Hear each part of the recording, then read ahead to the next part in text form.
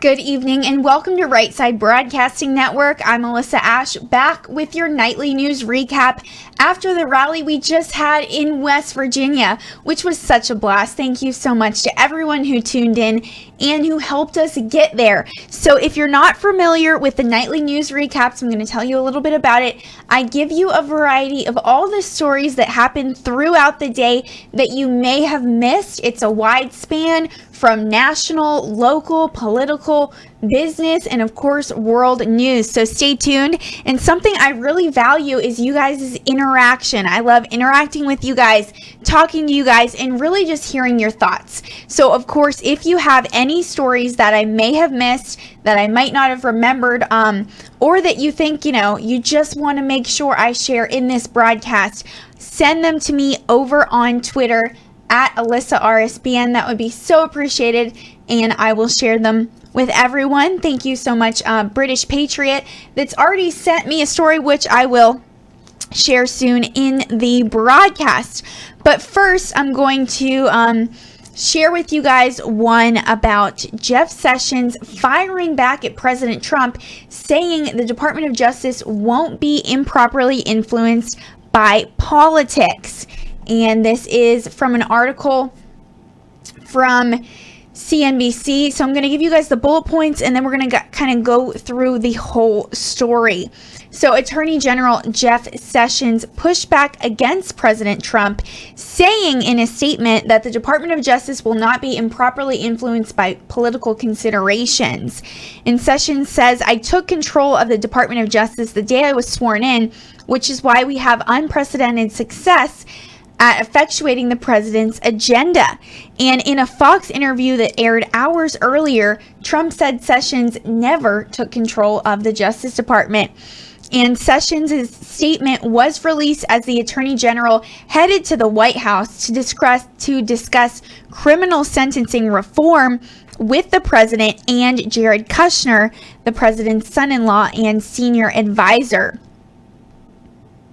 So Attorney General Jeff Sessions fired back against President Trump today, saying the Justice Department, like I said, will not be improperly influenced by political considerations.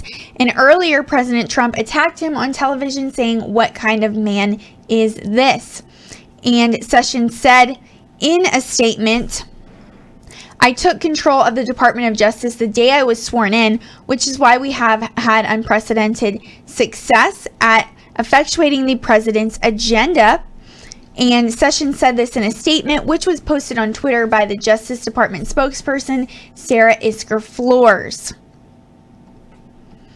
And Sessions took the job. President Trump said in an interview, Sessions took the job, and then he said, "I'm going to recuse myself. I said, what kind of man is this?" And the statement that Sessions released did not mention the Fox and Friends interview directly, but the back and forth between the president and his attorney general comes only 2 days after the president's former personal lawyer and former campaign chairman became felons in what was perhaps a very catastrophic day in President Trump's presidency. So this exchange comes amid heightened speculation that sentence could be on the chopping block. Earlier today, Senator Lindsey Graham said that President Trump could fire Sessions after the November midterms.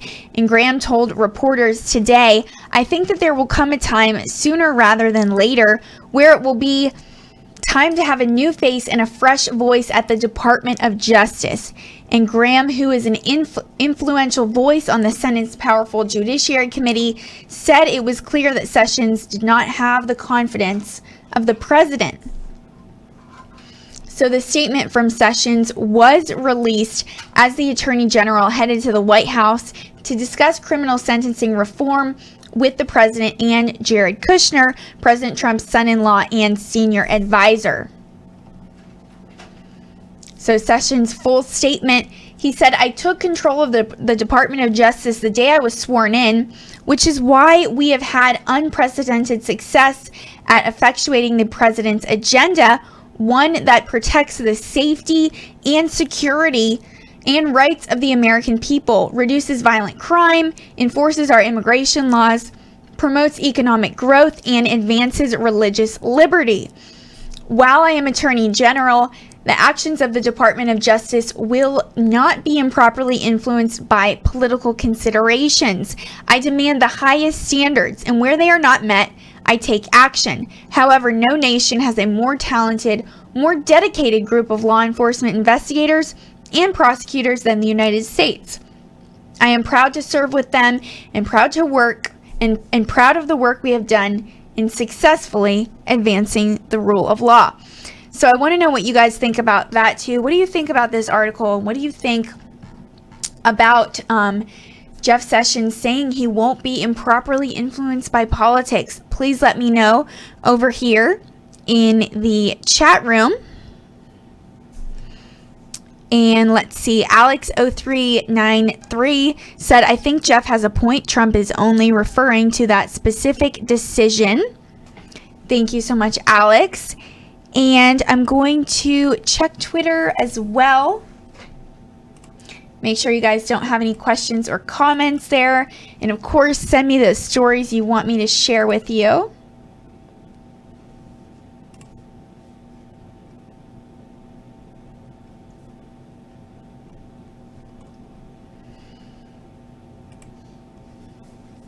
British Patriot sent me one about Secretary of State Mike Pompeo visiting North Korea again next week. Thank you so much, British Patriot. And I'm going to switch over so you guys can see this.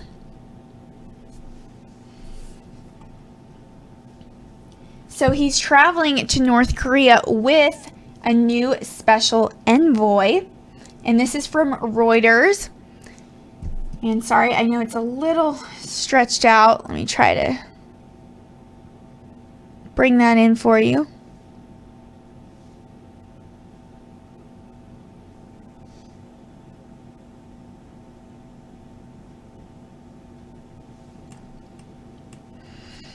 So, U.S. Secretary of State Mike Pompeo will visit North Korea again next week to try to persuade it to abandon its nuclear weapons, and will take a new U.S. Special Representative, Stephen Biegun, with him in an attempt to break the deadlock. And Pompeo today named the Ford Motor Company executive, a veteran Republican foreign policy hand, as the U.S. Special Envoy to North Korea. And he said Steve will direct U.S. policy toward North Korea and lead our efforts to achieve President Trump's goal of the final, fully verified denuclearization of North Korea as agreed to by Kim Jong-un. So this is what Pompeo told reporters. And he was referring to the North Korean leader.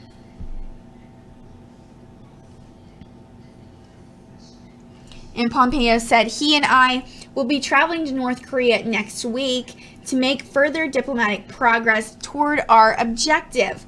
This will be Pompeo's fourth trip this year, aimed at getting North Korea to scrap a nuclear weapons program that threatens the United States, and his second since an unprecedented June summit between U.S. President Donald Trump and Kim Jong-un that produced much fanfare, but not a lot of progress. Quote, this is what it says, but there has been progress because we have not had any missiles or rockets launched since President Trump's meeting with Kim Jong-un. So the U.S. State Department spokeswoman, Heather Nauert, said Pompeo had no plans to meet with Kim in Pyongyang. And in a news briefing, she said, we don't have that scheduled. We have no exceptions of meeting with Chairman Kim. That is not part of this trip. And Biegun said of North Korea, the issues are tough and will be tough to resolve. But he added that President Trump had created an opening that we must take by seizing every possible opportunity to realize the vision for a peaceful future for the people of North Korea. And Biegun has served as Vice President of International Governmental Affairs for Ford for 14 years. And prior to that, he was a senior staffer for former George W. Bush's National Security Advisor, Condoleezza Rice, and he also advised members of Congress on foreign affairs. So he's definitely qualified to be special envoy. And President Trump hailed the summit in Singapore as a success and even went as far to declare that the nuclear threat from North Korea was over, but Pyongyang has given no indication that it will willingly abandon its arsenal unilaterally. So Pompeo was charged with heading follow-up negotiations, but these appear to have made little progress, with the two sides apparently far apart on the fundamental issue of denuclearization and the U.S. demand for this before North Korea sees any relief from tough international sanctions. And on his last visit to Pyongyang in July, Pompeo left hailing progress, only for North Korea within hours to denounce his gangster-like demands. He did not meet with Kim on that trip, although he did on his first two visits, which took place before the summit. And over here, we got a $5 donation on the YouTube chat from Larry Stokes. Thank you so much for that, Larry. Really appreciate that. That will definitely help us get to our rally next Thursday in Evansville, Indiana. So stay tuned for that.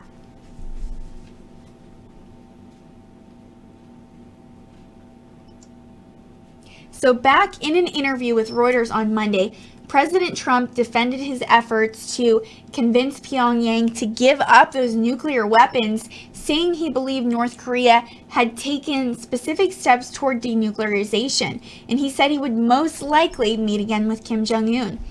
However, several members of the U.S. negotiating team said they had seen no sign that North Korea was prepared to negotiate seriously until the United States promised relief from sanctions in return. And some U.S. intelligence and defense officials consider Pompeo's planned trip to be premature and said the prospects for significant progress appeared thin. So Kelly Magsamen, who is a former U.S. Deputy Assistant Secretary of Defense for Asian Affairs, now at the Center for American Progress, said Begun's appointment would hopefully bring focus and coherence to U.S.-North Korea diplomacy. And Joshua Polak, a North Korea missile expert at the Middlebury Institute of International Studies, noted that Begun's background was mostly in Russian issues. But Polak said that Pompeo could enhance Begun's credibility as a negotiator by personally introducing him in Pyongyang.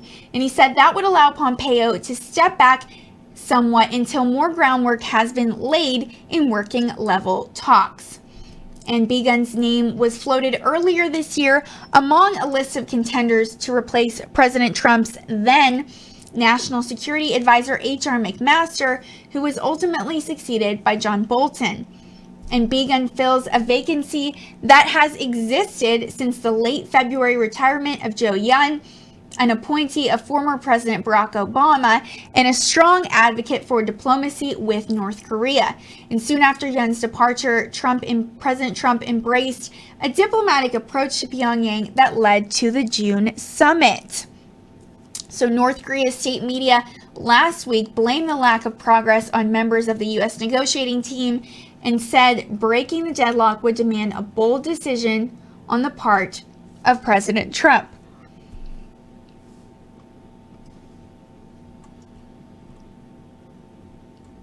And a commentary in its Rodong Sinmun newspaper said that those opposed to dialogue were seeking to derail talks with baseless references to secret nuclear facilities in North Korea. So a very interesting article there, as we will see Secretary Pompeo travel to North Korea next week with Special Envoy Stephen Biegun, and hopefully some progress can be made. So thank you so much, British Patriot, for sharing that with us. Really appreciate you and all your tips and, different news tips that you send me. Thank you so much.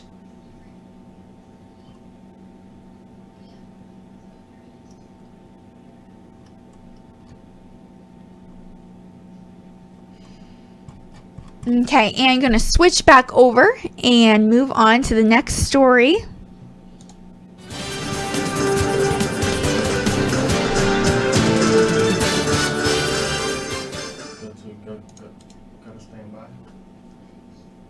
And 1 second, we're going to work something out, so stay tuned. You're not centered in the camera.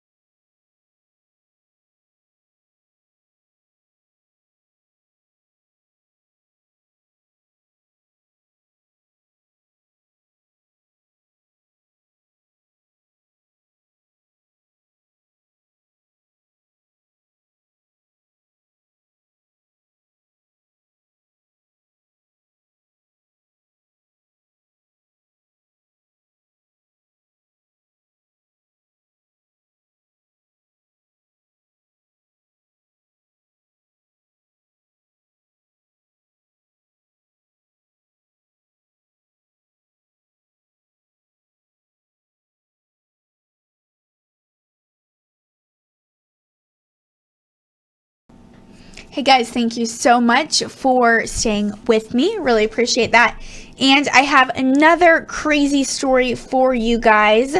So just a couple days ago, it was actually Tuesday during the rally, we saw what happened with Michael Cohen pleading guilty for campaign finance violations. So CNN and MSNBC said the word impeachment 222 times in one day, which is insane. So I'm going to share that with you guys. They definitely had a field day, and this is from newsbusters.org. So liberal cable news outlets had their own fairy tale ending in mind when former Trump lawyer Michael Cohen pleaded guilty to campaign finance violations, and all they talked about was impeachment. So on Wednesday, CNN and MSNBC reporters, anchors, and paid contributors used the word 222 times in just 18 hours. An MRC analyst examined all CNN and MSNBC coverage between 6 a.m. and 11:59 p.m. on August 22nd. So this was yesterday, the day after, counting every use of the word impeach, impeachment, or some variation of it. And they found 114 instances of the term on MSNBC and 108 on CNN, a total of 222 total uses of the word. So there were no shows on either network in which the term was not uttered at least once. CNN's Chris Cuomo and Don Lemon and MSNBC's Andrea Mitchell and Rachel Maddow exercised the most restraint, with each host using the term only once in their allotted hour. And a number of hosts brought in congressional Democrats to lobby them in the direction of impeaching President Trump. On CNN's New Day, host John Berman pushed liberal Senator Elizabeth Warren, "Is that grounds for impeachment?" And later, Wolf Blitzer suggested to Connecticut Congressman Jim Himes on the Situation Room, "Do you think it would be appropriate to immediately begin impeachment proceedings based on what you've just learned, for example, from Michael Cohen?" And that's right, Chris Rimby said, and that's only 2 networks. Definitely true. So I'm sure it was said a lot more on different mainstream media outlets as well. So on MSNBC 6 p.m., The Beat fill-in host Eamon Moyeldin nudged New York Representative Hakeem Jeffries.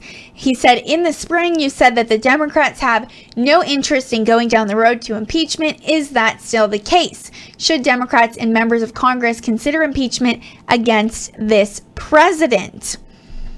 And so prominent was the topic of impeachment that Ali Velshi began his hour of MSNBC Live with an in-depth presentation on the process,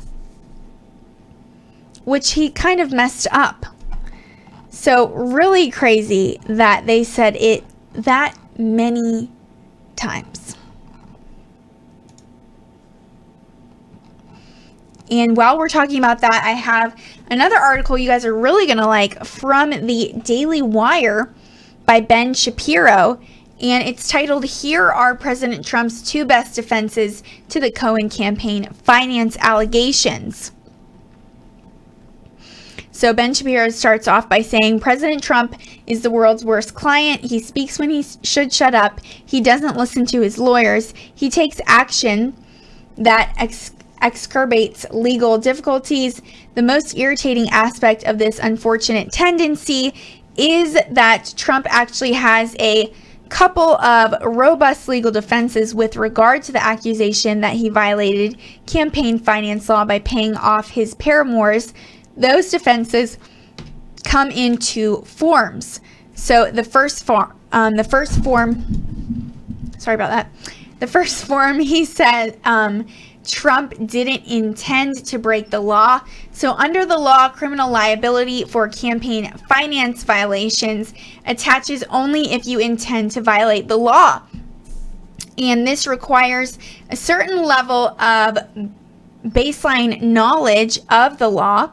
But Trump could easily say that he relied on his attorney, Michael Cohen, to know the law. He's not a lawyer, and now President Trump was intimately involved, according to Cohen, with setting up the structure of the passage of the cash, but there's no evidence of that so far other than Cohen's testimony. And Jan Barron, a GOP finance lawyer, explained to Politico, in order to prove criminal intent, you have to point to evidence that the actors knew or had reason to know what they were doing was illegal. And Barron pointed out that even players in the field aren't sure whether Trump's payoffs were governed by campaign finance law, given that they could be construed as personal expenditures. And Barron said, if that many people don't know what the law means, then it can be very hard to convict anybody of violating a campaign finance law. So the second defense President Trump could use was that he didn't break the law. And this is the case made by former FEC Chairman Bradley Smith, who argues that Trump's payoffs to the ladies were actually personal expenditures. And writing in the Washington Post, he stated, however, regardless of what Cohen agreed to in a plea bargain, hush money payments to mistresses are not really campaign expenditures.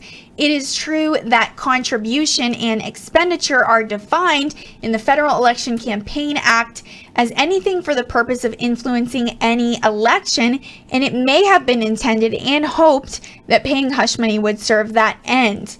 And the problem is that almost anything a candidate does can be interrupted as intended to influence an election, from buying a good watch to making sure he gets to places on time, to getting a massage so that he feels fit for the campaign trail, to buying a new suit so that he looks good on a debate stage, yet having campaign donors pay for personal luxuries such as expensive watches, massages, and Brooks Brothers suits seems more like bribery than funding campaign speech. So in other words, President Trump's attempts to influence an election isn't enough to label an action a campaign finance issue. And the counter argument would be FEC language regarding the applicable test if the expense would exist even in the absence of the candidacy, or even in the office, or even if the office holder were not in office, then the personal use ban applies. So in other words, it's only a personal expenditure if President Trump would have paid for it regardless of the context. And President Trump may have a defense here. He pays off women all the time, then he'd have to show evidence that's true. So no matter what, Ben Shapiro says, President Trump doesn't help himself by talking here. He has lawyers here. He has lawyers for this. He should use them. So definitely an interesting take by Ben Shapiro. I know some of you over here in the chat room like him, and some of you do not. So thank you so much for sharing your opinions with me here.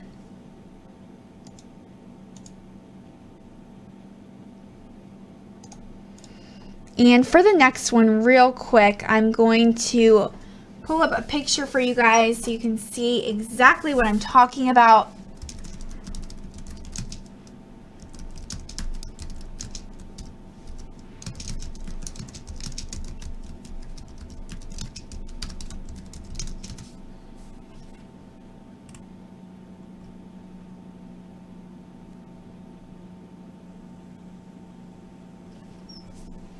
So this is from Reuters that U.S. senators are currently seeking the review of lead in military housing.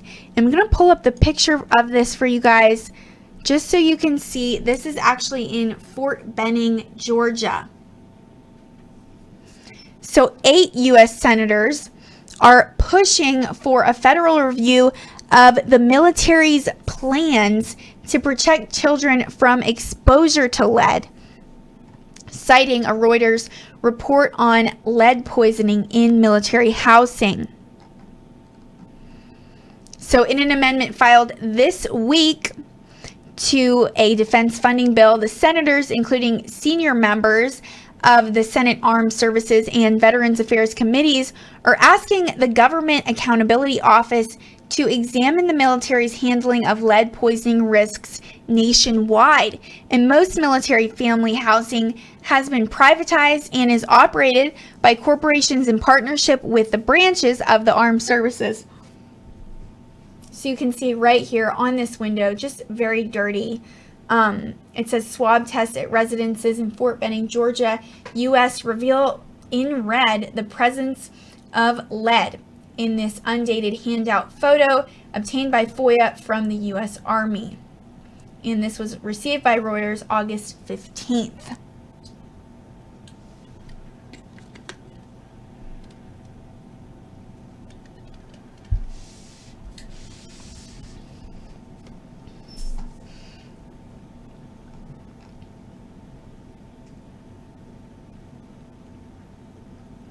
So Georgia Republican Senator Johnny Isakson, who is the chair of the Senate Committee on Veterans Affairs, said in a statement today, the recent reports regarding lead poisoning in some military housing units is disturbing and must absolutely be corrected. He said, our military families sacrifice greatly in service to our country, and it is our responsibility to do everything we can to ensure their safety. And I'll show you guys another picture. There's a sign up at Fort Benning as well that says, caution, poison, lead hazard area, do not enter work area unless authorized.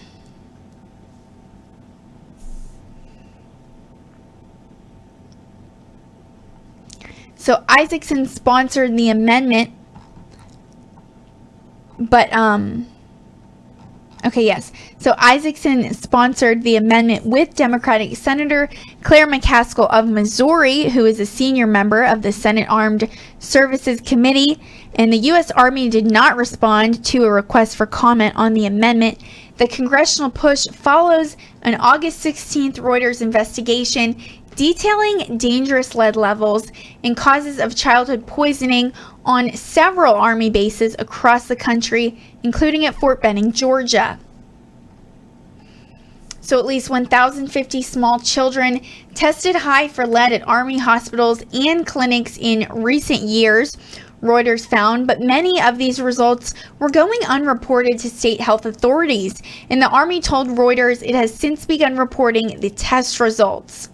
So Reuters conducted its own lead testing in homes at several Army bases and found severe poisoning hazards such as deteriorating lead-based paint within reach of small children and exposure to the potent neurotoxin, once a common ingredient in household paint, can cause lifelong health impairments.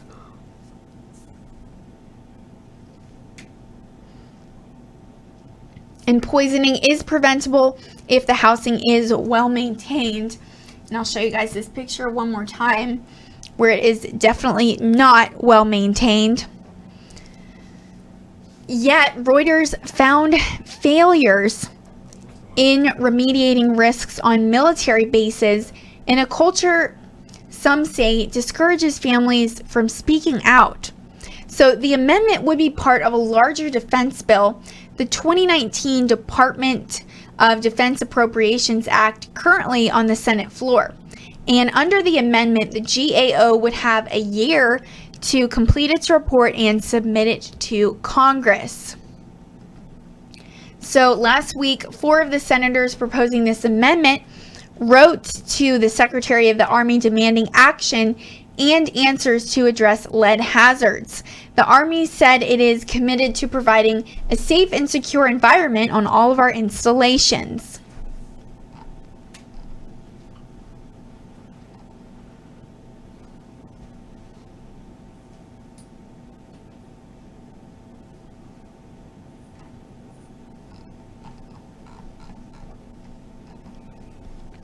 And I'm going to move on to the next story from the U.S. Agriculture Secretary that says farm aid details will be disclosed Monday. So I'm going to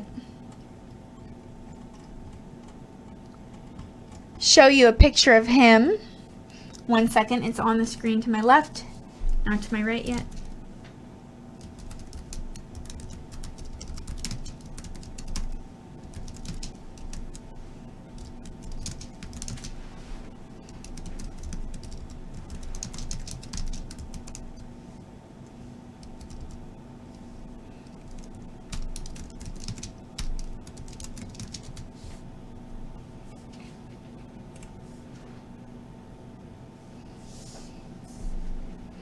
Okay, so here is a picture of Sonny Perdue, the U.S. Agricultural Secretary, as he speaks to the dairy farmers at Trinity Valley Dairy in Cortland, New York.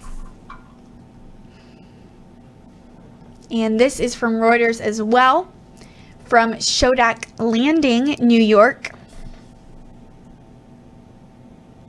So U.S. Agricultural Secretary Sonny Perdue said today that details of a planned $12 million aid package for U.S. farmers hurt by the Trump administration's trade wars will be disclosed on Monday. So Perdue, who had previously told Reuters the plan would include between $7 billion and $8 billion in direct cash relief for farmers, said it was being reviewed by the Office Management and Budget. And during a trip to upstate New York, Perdue said he hoped to have the program, which will provide relief exclusively from tariffs, up and running after Labor Day. And he said, it's not going to make everybody whole. It's not going to make everybody happy.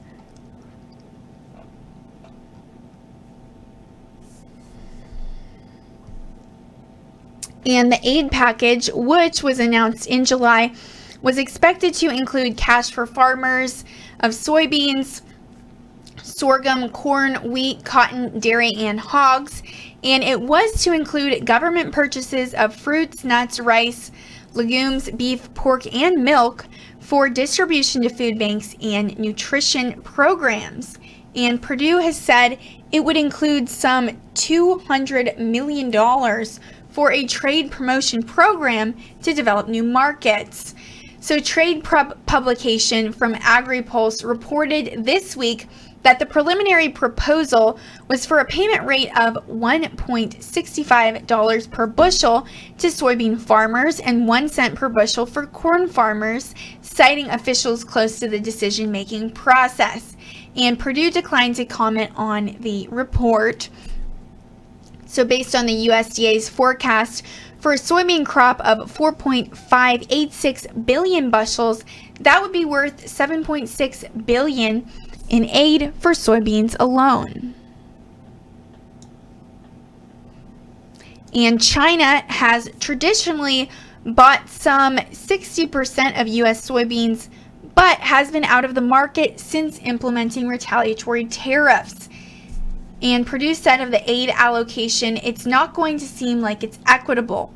He said that soybeans, pork, and dairy were the 3 major commodities affected by tariffs, and other commodities have also posted sharp price declines, but were related to overproduction.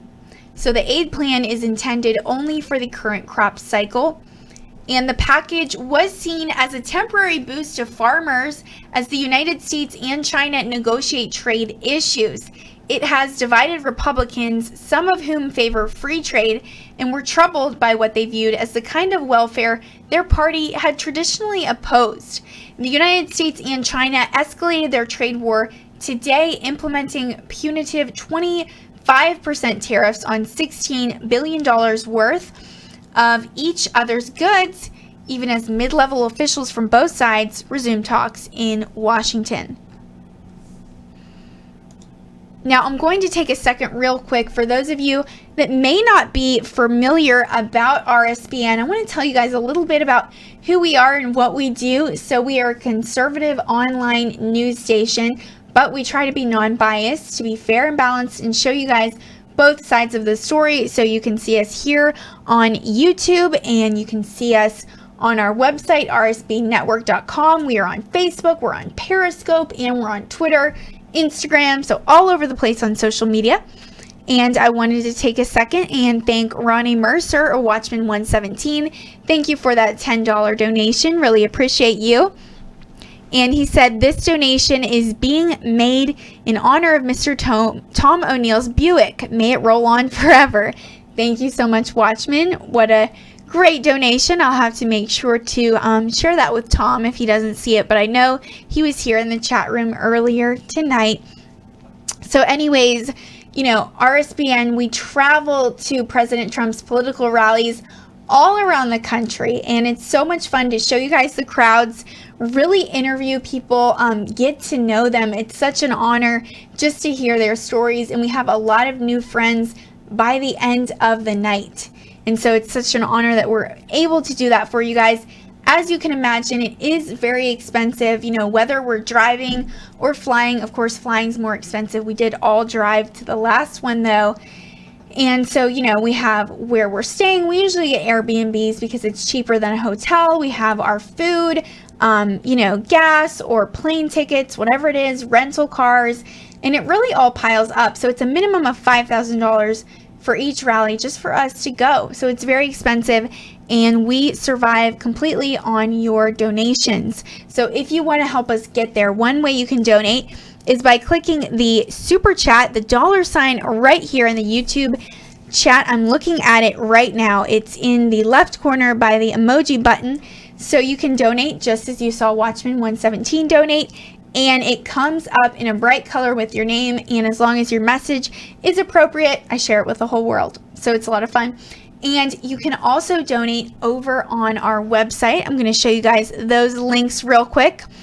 Wow, and we just got a $99.99 donation from Rick Moore. Thank you so much for that, Rick. Really appreciate that. He said, you all are doing great, young people. It's a shame not more sees what you've been able to do. Use this wisely. Look forward to see you when you come to Tennessee. Wow. Thank you so much, Rick. Really appreciate that. And you're right. Malik Gregerson just commented and reminded me that we have 39 more rallies before November. So stay tuned for all of those. Thank you, Rick. Really, really appreciate your donation. That's definitely going to help us get to Evansville, Indiana next Thursday. So like you can see, just like Rick did, you can donate on the YouTube chat, and I'm going to pull up the other ways real quick and show you from our website. It is rsbnetwork.com. So you can see this red bar here. You just click donate, that fourth tab over, and you can see the different ways. The first one is with PayPal or a credit card. You can click right there. If you have a PayPal account, you can just automatically log in. So you enter the amount there. You can click if you would like to make it a monthly donation, and you can donate with a debit or credit card. You enter your billing address and your contact information. And if you maybe feel, you know, a little more invested with RSBN, you really like what you're seeing and you want to see more of it, you can actually become a donor on patreon.com. You can become a patron and donate monthly to us.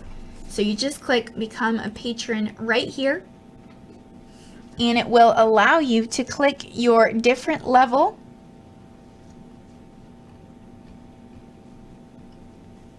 So entry level is $1 or more per month, and it goes all the way up to all access, which is $500 or more per month.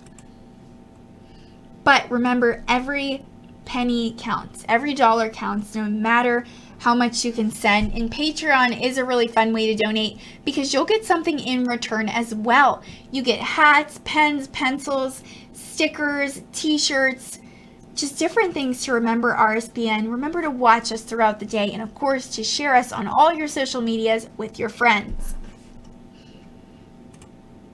So the last way to donate, if you are more comfortable, donating through a check and not online, we completely understand and respect that.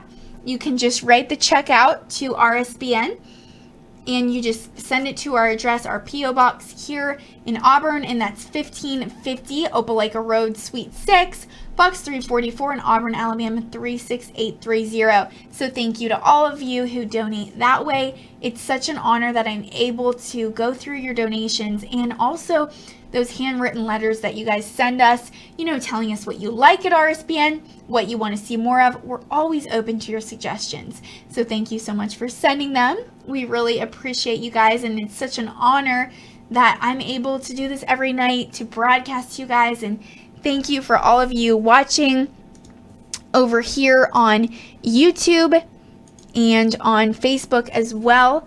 Want to switch over and give some shout outs to some people watching right now. I haven't done that yet. So over on Facebook, let's see, one of our regulars, hopefully I say your name right, Nimesh Sani is here, Betty Titman Young, Lucy Overstreet, Janice Letchworth,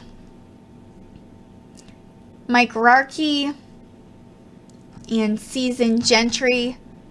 Season, there is not a Tennessee rally coming up yet that we know of, but stay tuned because we will keep you updated as soon as we know about one. I know Rick Moore mentioned that. And also, Jody Hallman is over here on Facebook, and Andrew Sova, and Dennis Scott, Jody Hallman, Mary Stork. Thank you so much for joining in. And over here on YouTube, I wanted to give a shout out to our moderators that are in the house tonight. Guinevere, Real Frank in Florida. Who else is here? I saw some others.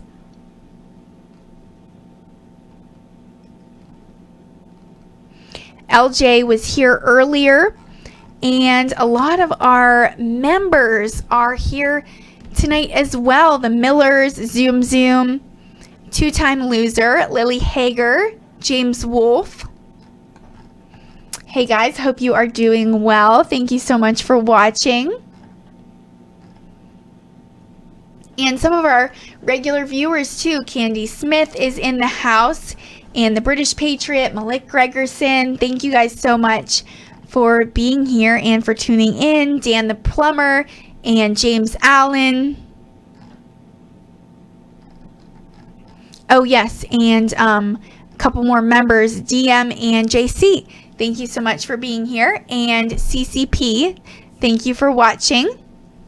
Appreciate all of you. And remember, like I said, if you have stories that I haven't talked about yet and you want to hear me share right here on this stream, please send them to me on Twitter at Alyssa RSBN.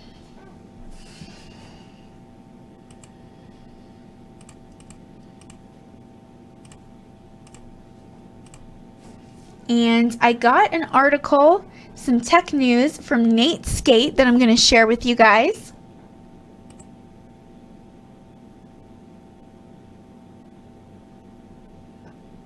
And this is from Mary Talk.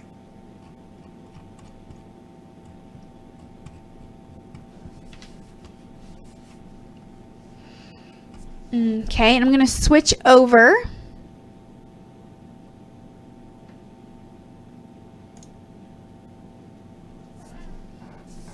So it's from Mary Talk, and it says, get ready for the first quantum computer to break the internet. Really interesting. I know a lot of you techies will really like this one.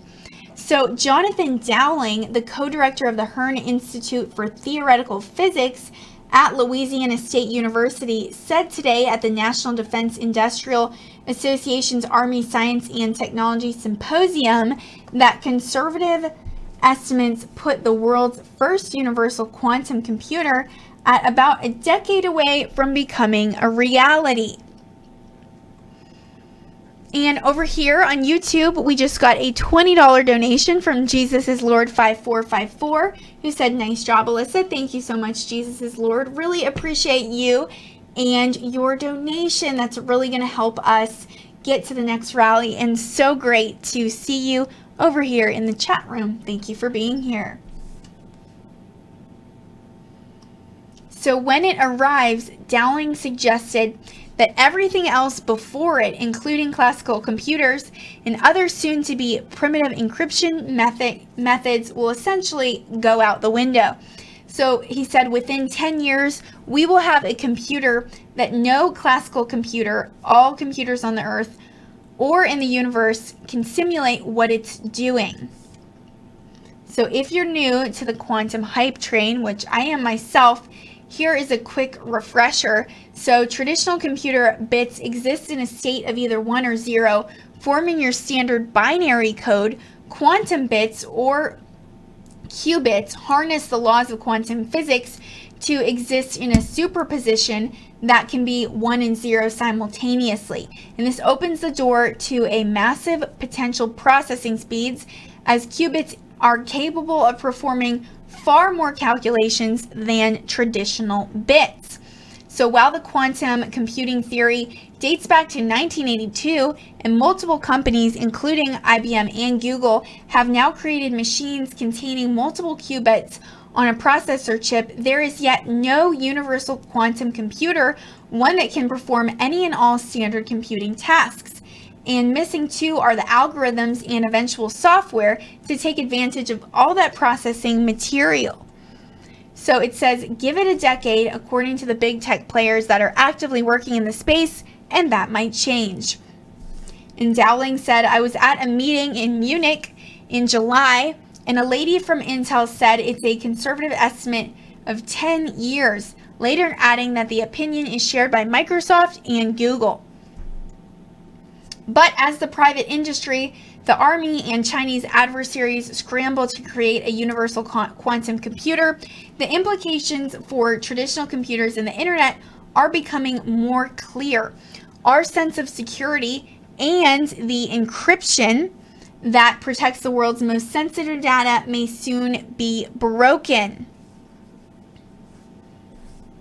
And he said, once we have a universal quantum computer, all our RSA encryption codes that protect the internet are vulnerable to attack. Once quantum computing hits its stride, the expectation is that it will be able to break even the most advanced cryptography in existence.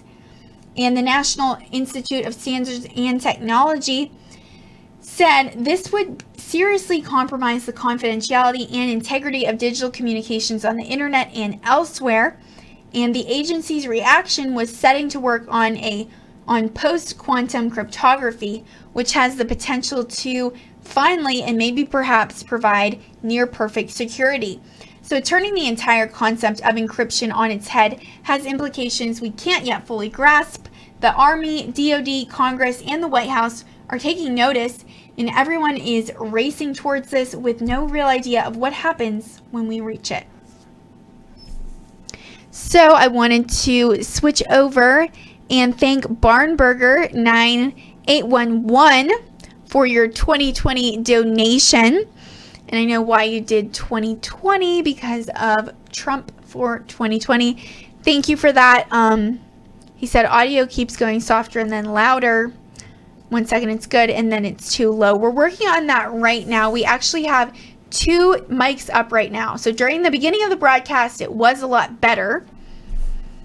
But working to make sure those levels are good for you guys right now. I think it's just positional changes, and also James said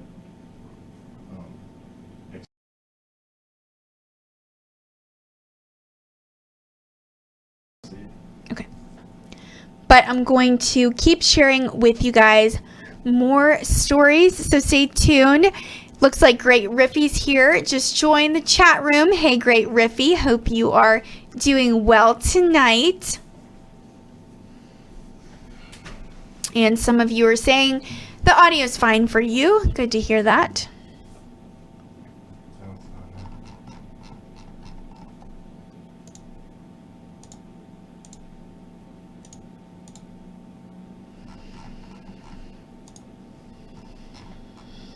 Okay, so now I'm going to share with you guys another story from Reuters News. So the U.S. Senate passes a massive spending bill for defense and domestic programs.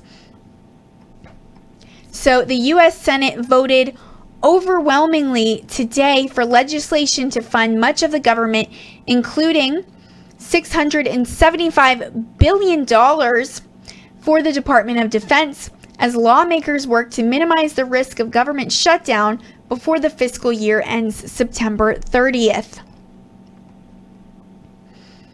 So the Senate voted 85-7 to pass the $850 billion measure, which combines funding for the Pentagon with money for domestic programs, including the Health and Human Services, Education, and Labor departments. So leaders of the Senate and House have been trying to pass appropriations bills before September 30th and avoid the threat of government shutdowns and the need for stopgap spending measures that have been common for several years. So the Senate's Republican and Democratic leaders agreed to combine the bills to increase their chances of passage in the chamber, where Republicans have just a 51-49 majority. Republicans generally favor increased military spending, and Democrats have been pushing to fund domestic programs. The two parties also agreed not to allow controversial amendments, also in the hope of boosting chances of passage. However, to become law, the spending plans must be approved by the House of Representatives, which is out of Washington until September, and where President Donald Trump's fellow Republicans have a much larger majority. And they must be signed by President Trump, who has expressed strong reservations about some aspects of the package and said he would welcome a government shutdown if necessary to win funding for his proposed wall on the border with Mexico.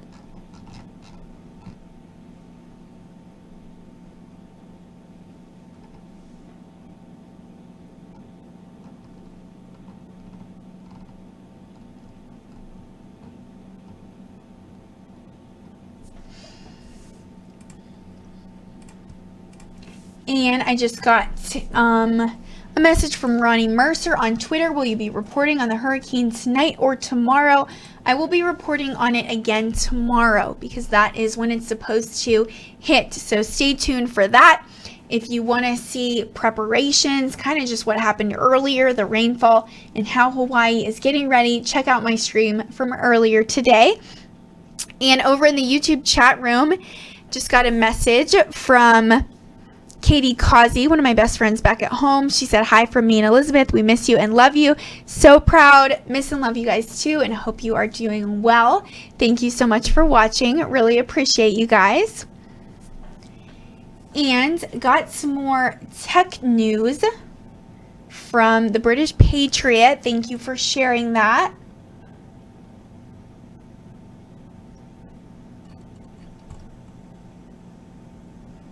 And this came out just today, and it's from Reuters as well.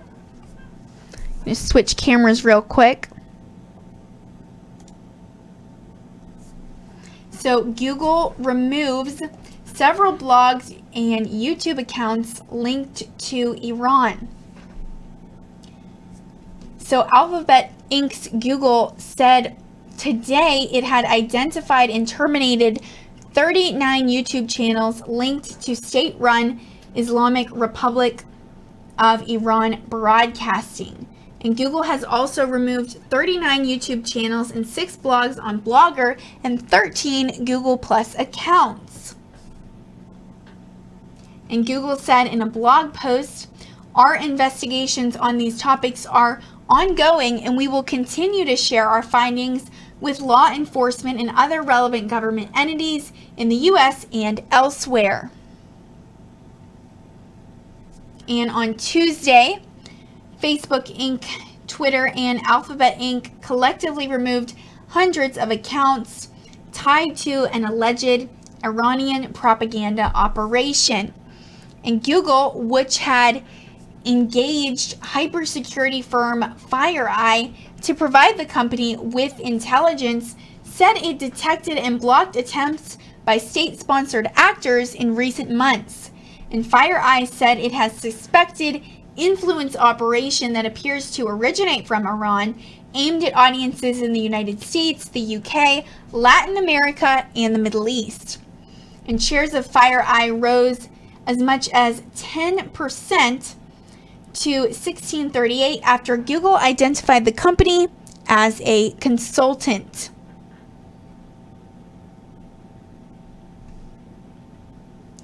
Very interesting. Thank you so much, British Patriot, for sharing that with us. And while we're talking about tech news, I have one more short story for you guys.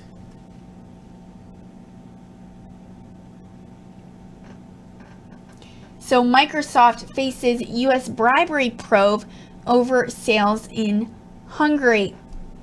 So Microsoft Corporation is being investigated by U.S. authorities over potential bribery and corruption related to software sales in Hungary, according to the Wall Street Journal, citing people familiar with the matter.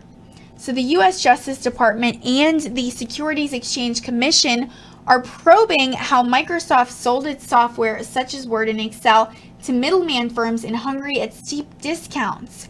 So the intermediates then sold those software to government agencies there in 2013 and 2014 at close to full price, according to that report.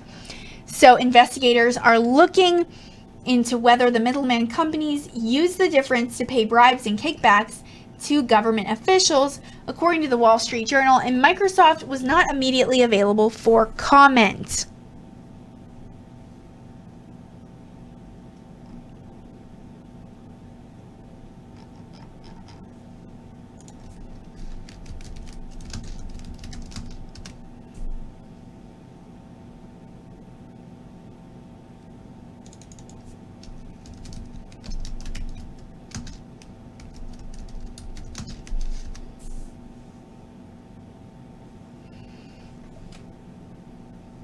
And a lot of you are commenting about David Pecker, the chief of the National Enquirer's publisher, and immunity. And so I'm going to find some more information on that with you guys and share it with you.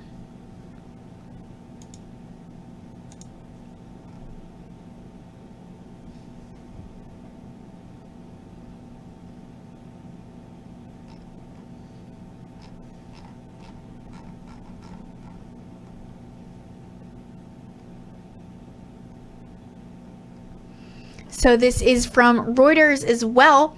National Enquirer executives granted immunity in Cohen probe Vanity Fair. So the chief executive of the publisher of the National Enquirer was granted immunity by prosecutors investigating payments arranged by U.S. President Donald Trump's former personal lawyer, Michael Cohen, to silence two women who said they had sex with President Trump, the Wall Street Journal reported on Wednesday.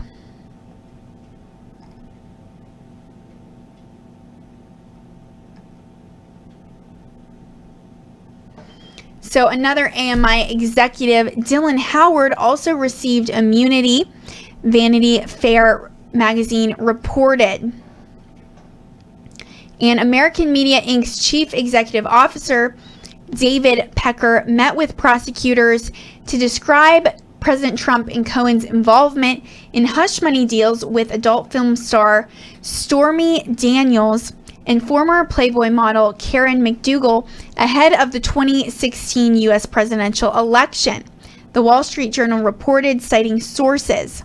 And Pecker is a longtime friend of President Trump and Cohen. So federal prosecutors in New York and the White House declined to comment, and AMI's general counsel Eric Klee did not respond to a request for comment on the reports, and President Trump, of course, has denied having sex with Daniels or McDougal. And cooperation with authorities by Pecker and Howard could further implicate Trump in connection with payments, which prosecutors have said violated campaign finance laws.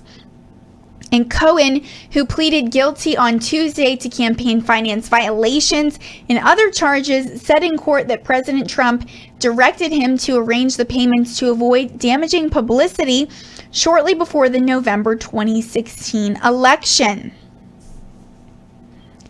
And Pecker and Howard corroborated Cohen's account according to Vanity Fair.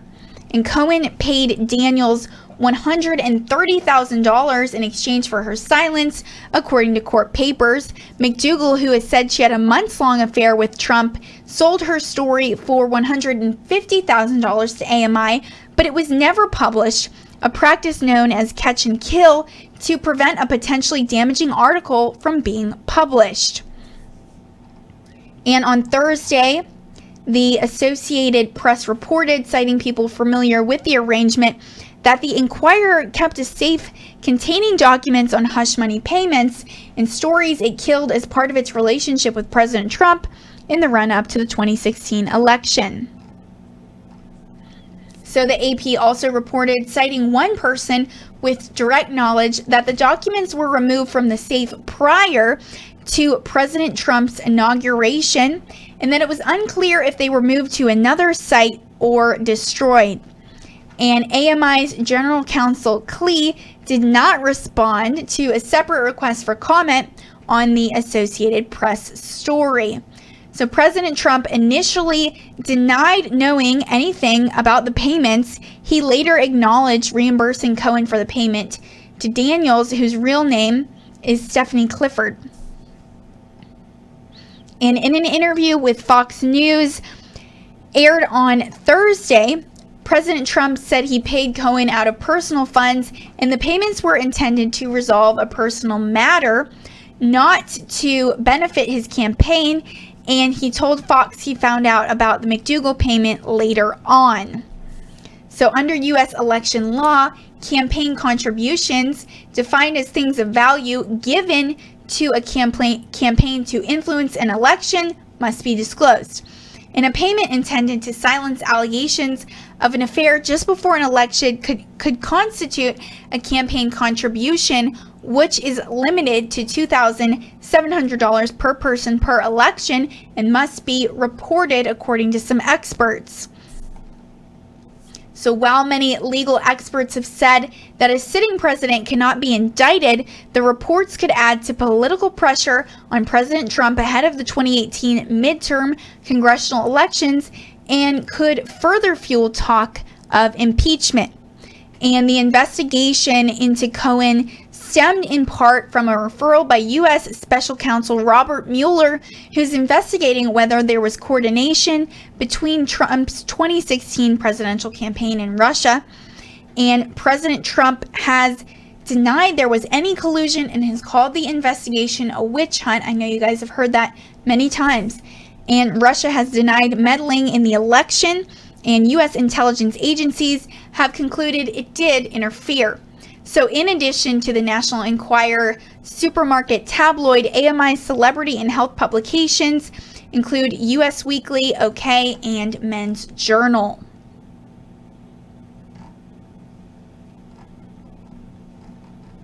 And I'm going to check over on Twitter real quick.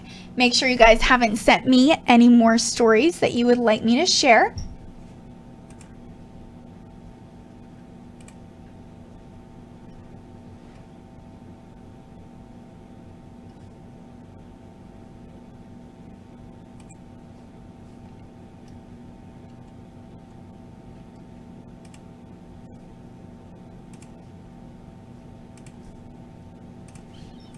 Okay, nothing new over on Twitter yet, but remember, you can send me those stories. You don't have to send me links. You can just send me topics if you want me to research them. And I'm going to throw up my Twitter handle right here. It's at Alyssa RSBN. If you'd like to contact me, share with me some of your thoughts on the stories I have reported tonight, send them to me over on Twitter and I will share them with you guys.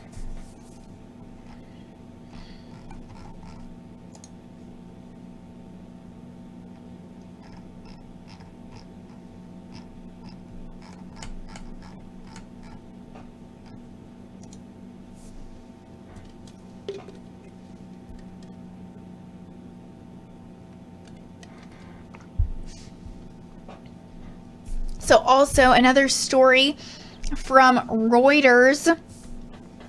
President Donald Trump's National Security Advisor John Bolton says that he warned Russian envoy against election meddling in 2018. So he did this during talks with the head of Russia's National Security Council.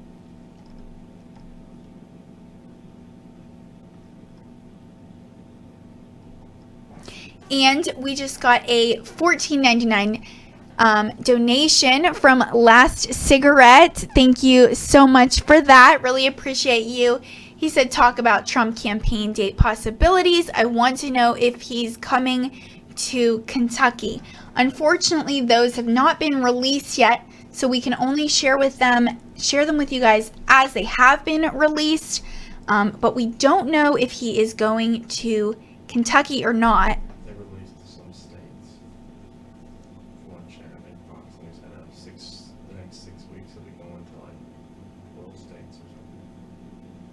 Okay, and just got an update from Joe that he did release some states. So hold on, I'm going to check for you guys.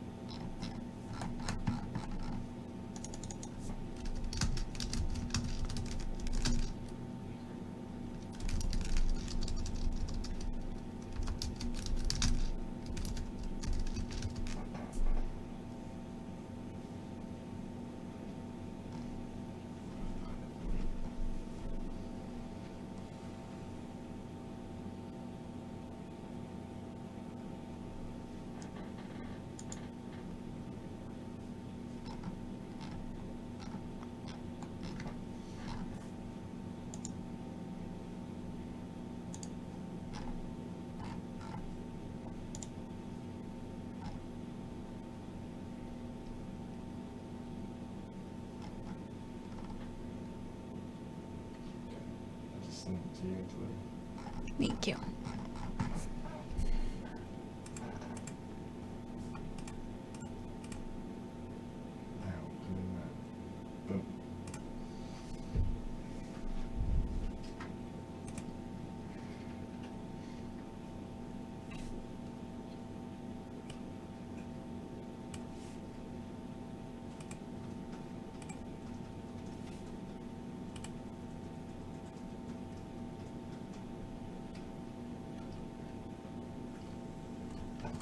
Okay, just got that updated article. Thanks to Joe for sending me where President Trump will be going. So he will make more than 20 campaign and fundraising stops throughout the country in the next 6 weeks to support Republican candidates running in the November midterms, according to the White House.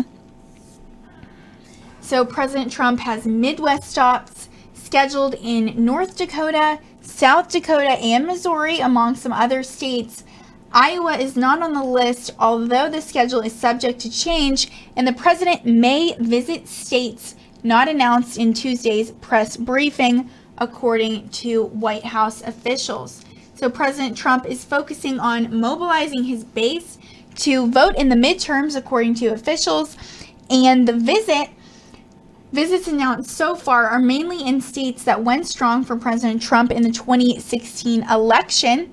So, with many political forecasters predicting a possible blue wave in the upcoming midterms, close races in Iowa and other Midwestern states could be pivotal for Democrats looking to regain control of Congress. So while Iowa is not on the current list of September campaign visits, President Trump and his cabinet have been frequent visitors to Iowa this summer. At the end of July, President Trump visited Peosta to participate in a roundtable discussion with business leaders, Iowans, and other politicians, including Governor Kim Reynolds at Northeast Iowa Community College. And Representative Rod Blum appeared with President Trump at the event and thanked the president for his political courage in renegotiating the international trade deals, some of which have resulted in tariffs on Iowa agricultural products. Okay, so this kind of just keeps talking about Iowa. This is from the Des Moines Register, but it does say that in September, President Trump will be going to North Dakota, South Dakota, and Missouri, among other states. So stay tuned. We'll be really excited to bring those rallies to you guys. And thank you, Joe, for finding that article.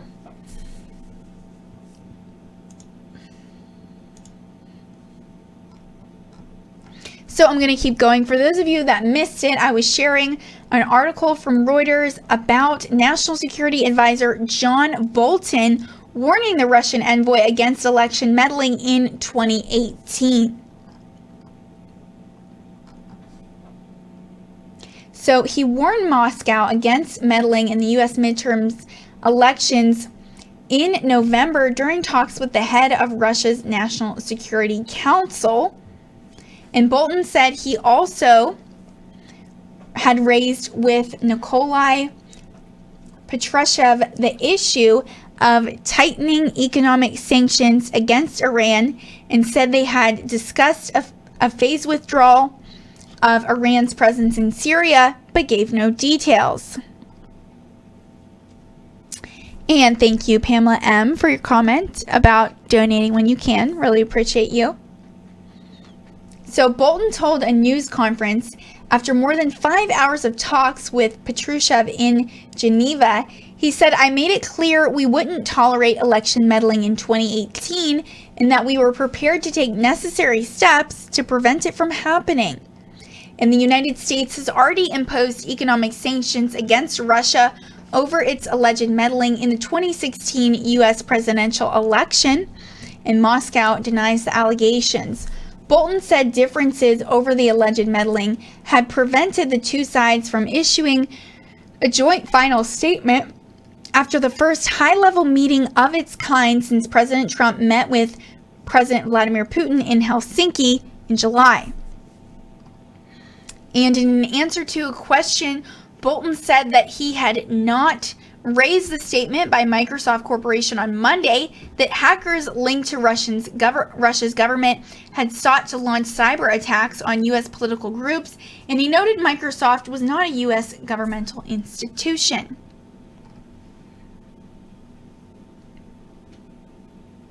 And Bolton said, "I think we made a lot of progress. We identified certain areas where lines of communication could be restored and more work done by the affected agencies, State Department, Defense Department, and other agencies as well."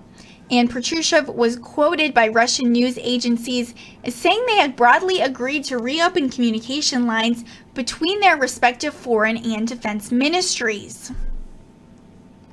So Bolton, one of the Trump administration's leading hawks in dealing with Iran's nuclear program, held talks with Israel's Prime Minister Benjamin Netanyahu in Jerusalem this week. And Bolton said on Thursday that following the U.S. the U.S. decision to withdraw from a 2015 international deal aimed at curbing Tehran's nuclear program, the Trump administration's objective was to put maximum pressure on the regime by making sanctions more extensive and more effective. And Patrushev had not sought Russian waivers on sanctions during their talks, he added. So, commenting on Iran's role in Syria's long-running conflict, Bolton said, "Our objective is that all Iranian forces return to Iran, and we talked about a variety of ways in which it might be accomplished through a series of steps."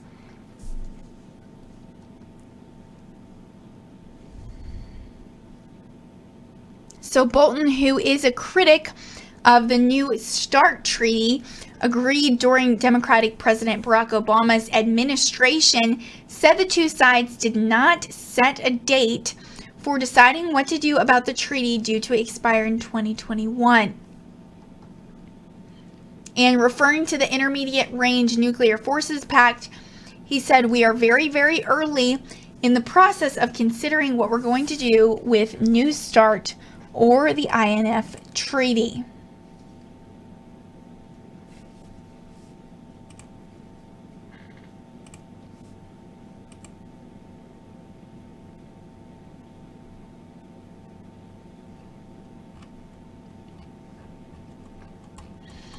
And it looks like I got another article from the British Patriot. Thank you very much for that. And this is from businessinsider.com.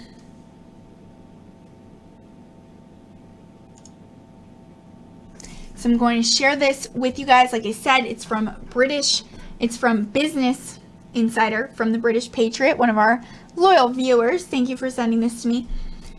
And it says British Airways and Air France are stopping all flights to Iran just before crushing new U.S. sanctions kick in. So British Airways and Air France are axing all their routes to Iran from the next month, not long before a new wave of powerful U.S. sanctions kick in. So both airlines said their routes to Tehran from London and Paris respectively are no longer commercially viable. And British Airways said, "We are suspecting our London to Tehran service as the operation is currently not commercially viable." And this was its only route to Iran. And Air France said it would stop flights to Iran on September 18th due to the line's weak performance.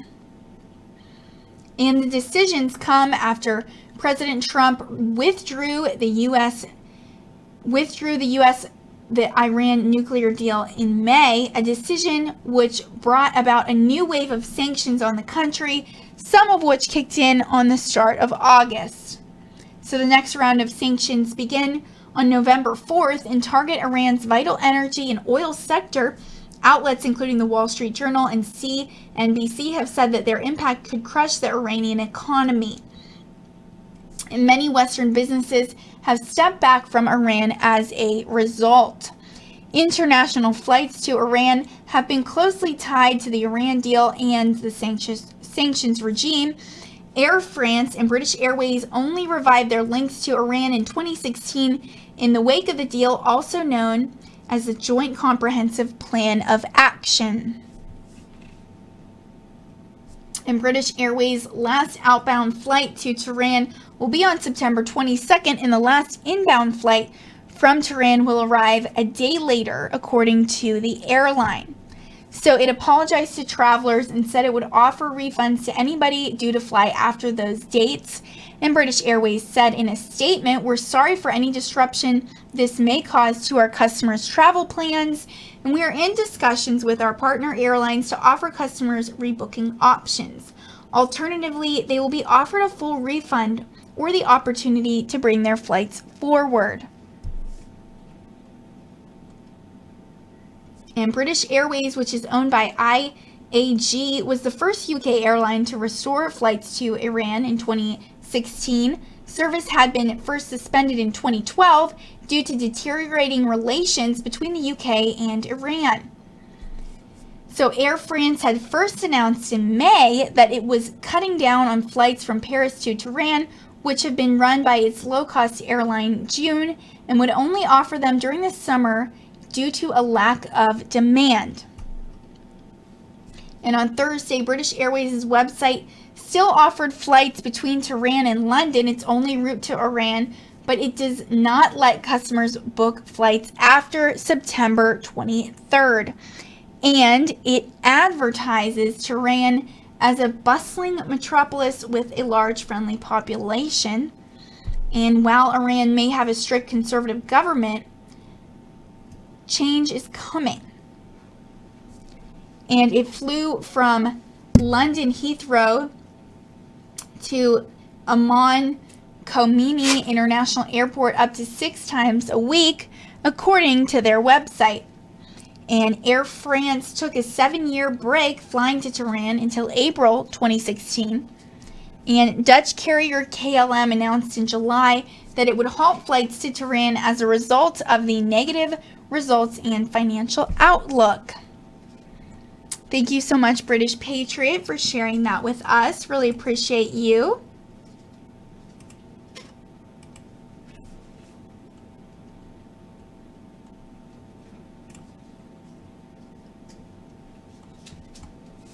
And like I said, I will throw up my Twitter handle for you guys so you'll be able to see it if you don't know it. Remember, if there's a story that you want me to share tonight that I haven't mentioned yet, please send it to me on Twitter at Alyssa RSBN. That would be so appreciated. Thank you so much, British Patriot and Natescape, for sending me those stories tonight so far.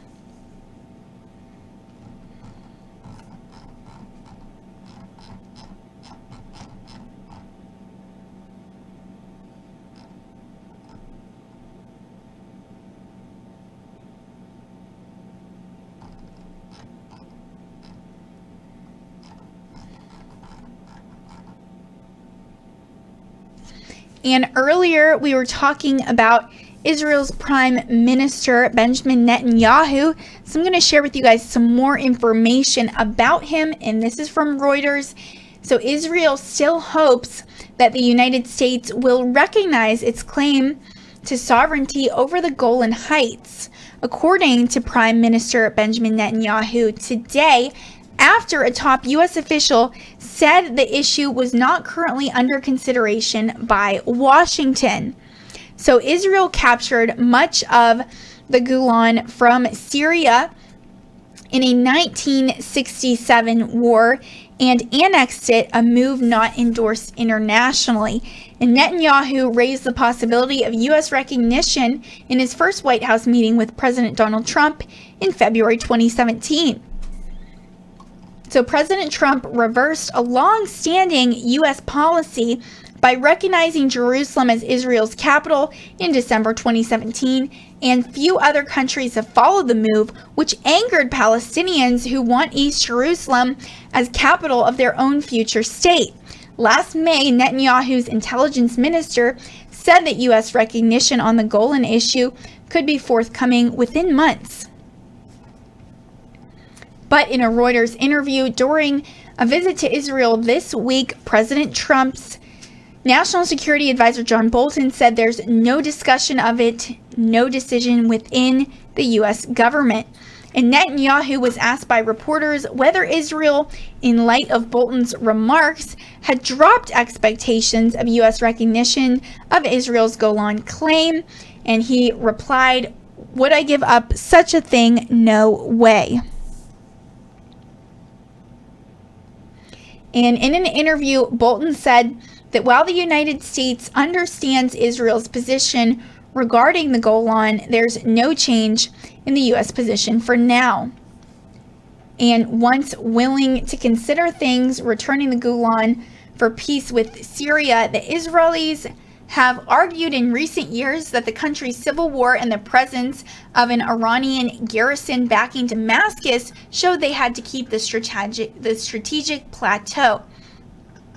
And Yoav Gallant, an Israeli security cabinet minister, suggested on Thursday that the priority for Israel and its U.S. ally was the removal of Iranian forces, and Tehran-backed Lebanese Hezbollah guerrillas from Syria.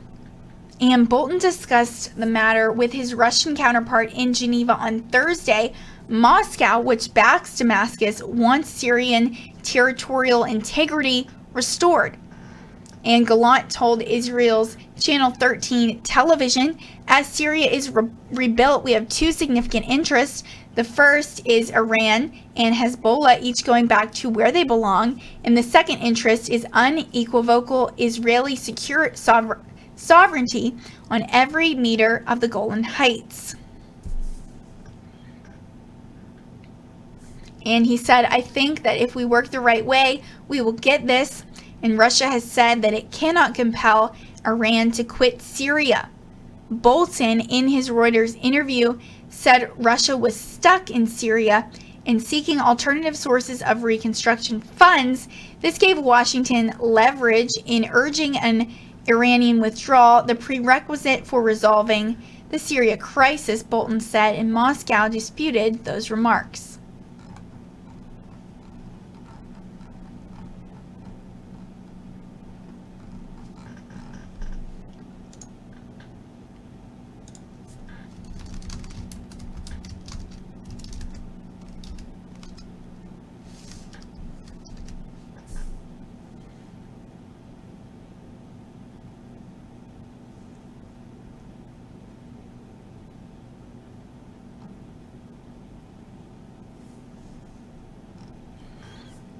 And let's see, Ronnie Mercer reminded me of another story over here on Twitter, so I'm trying to find the most updated information about it for you guys.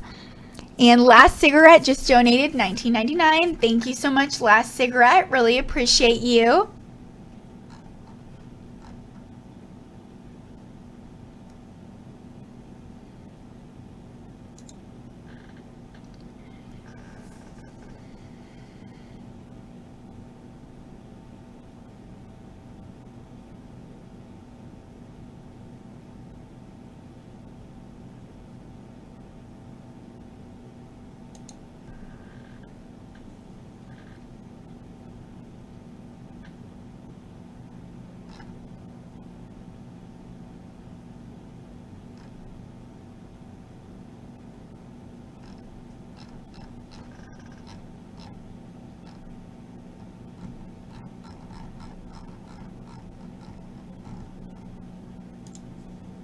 Okay, not finding too much on that. So we are going to move on.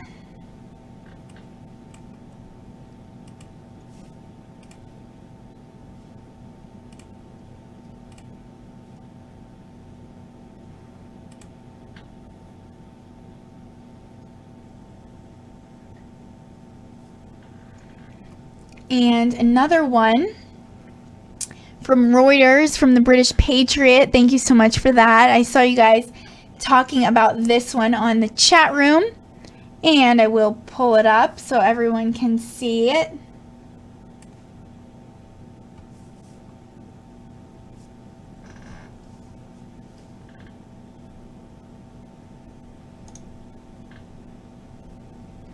And it is about Justin Trudeau, Canada's Prime Minister, and what he said in diplomatic talks with Saudi Arabia.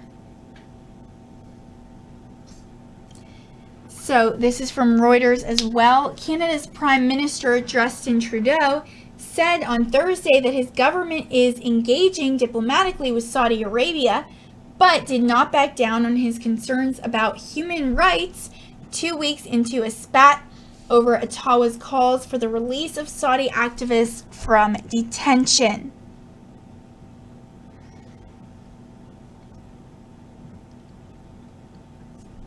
And Trudeau told reporters after cabinet meetings in British Columbia, he said, "We continue to engage diplomatically with Saudi Arabia. I think it's important to have positive relationships with countries around the world." And he was responding to a question on reports that Saudi Arabia's prosecutor is seeking the death penalty against rights activists. And he said, at the same time, we have expressed our concern with the sentence handed down by Saudi Arabia, our concern for defending human rights, and our shared values all around the world. And Saudi Arabia was furious about a tweet sent by Justin Trudeau and translated into Arabic by the Canadian Embassy in Riyadh earlier this month, froze a new trade with Canada, blocked grain imports, and expelled Canada's ambassador and ordered all Saudi students sent home. So in a slight reprieve, 5 Canadian universities said on Wednesday that Saudi trainee doctors enrolled in their programs have been granted an extra 3 weeks in the country as nearly 1,000 people scramble to wrap up their affairs. So thank you so much, British Patriot, for sending that.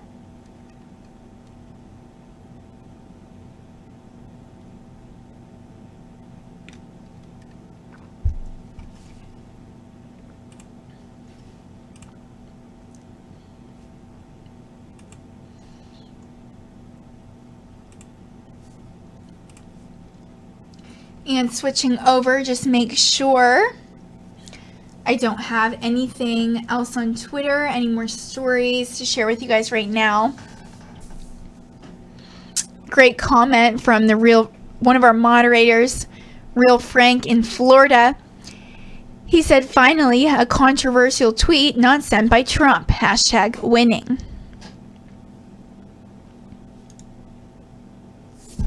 Thank you so much for sharing. Swoosh for Trump said, more Space Force news, please. I don't know that there's anything new out right now, Swoosh for Trump, but I will check. And thank you so much for that donation. Cloud Watchers 6114 just sent 2020. Thank you, Cloud Watchers. Appreciate you.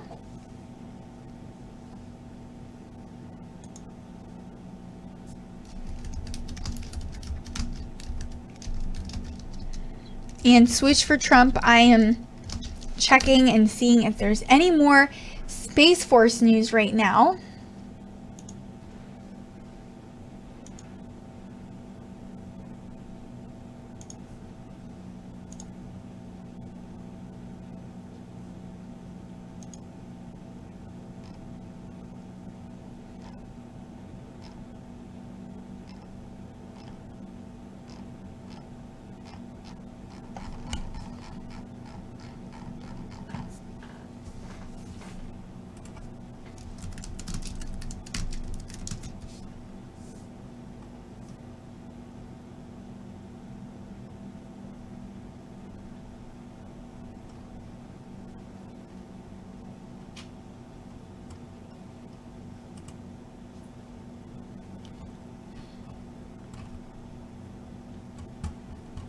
Okay, I found a few articles.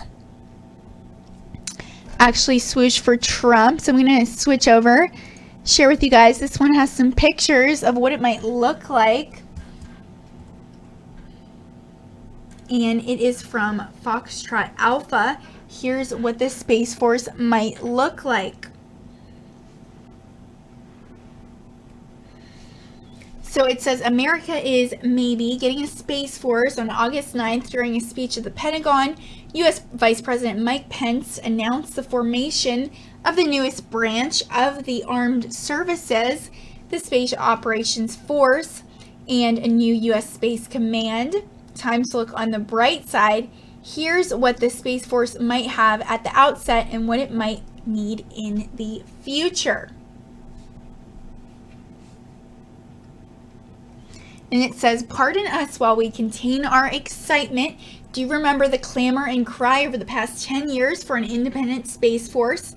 Neither do we. Yes, while more than half of the Navy's strike fighter squadrons are out on commission, only a third of the Army brigades are ready for combat, and nuclear submarines sit portside up to 2 years without repairs. So the Trump administration will ask for $8 billion in Department of Defense funding over 5 years to stand up the U.S. Space Force.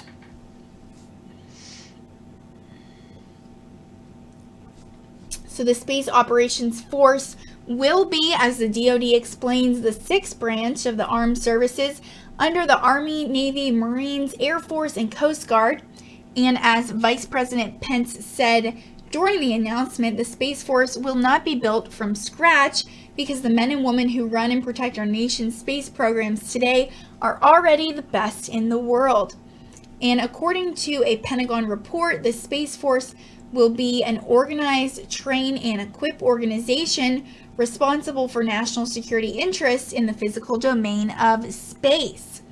And at the same time, the Pentagon will also create a U.S. Space Command that directs the employment of the Space Force. Space Command will be responsible for the operational side military space, much like U.S. Special Operations Command deploys teams of commandos to hotspots around the world. Strategic Command would fight a nuclear war, or European Command would handle a conflict with Russia. Space Command would handle the defense of and war in space.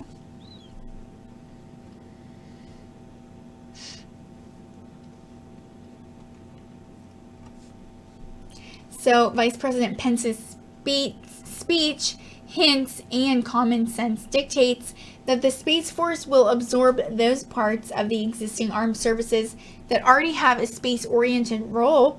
There's a precedent for this. In 1947, the U.S. Army Air Forces broke off from the U.S. Army and became the U.S. Air Force.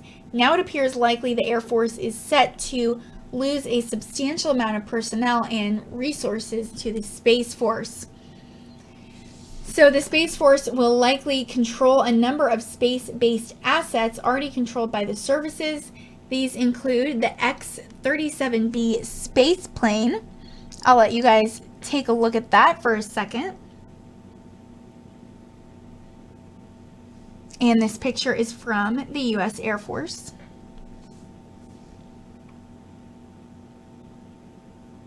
So America's first all-military reusable spacecraft, the X-37B, is currently owned and operated by the U.S. Air Force, but the tiny space plane fleet is almost certainly set to become Space Force property.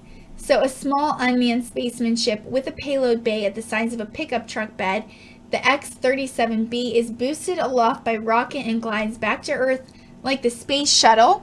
The X-37B's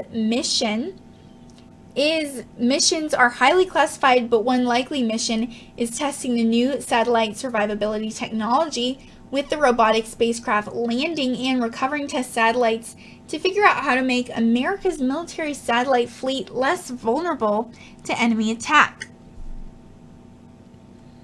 And there are two X-37B space planes, OTV-1 and OTV-2. And hopefully the Space Force will give the two spaceships actual names. So also expecting to see some military satellites, just like this one. And this is an advanced, extremely high frequency system satellite, and it's an image from the U.S. Space Force. So almost all satellites have a military function that will transfer to the Space Force. This includes the constellation of global positioning system satellites, communication satellites such as the Air Force's Milstar, and early warning satellites designed to warn of impending nuclear attack. It's even possible that the secretive fleet spy satellites operated by the National Reconnaissance Office, a civilian agency, could fall under the Space Force.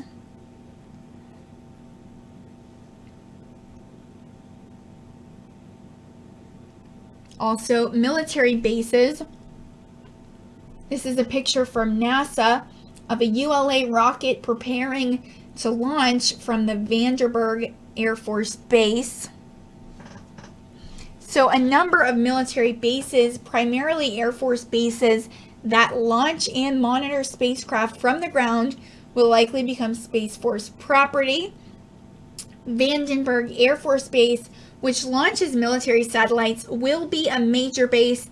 The Air Force also uses Vandenberg to test launch Minuteman III intercontinental ballistic missiles, so the Air Service will need some sort of agreement to continue using its old base.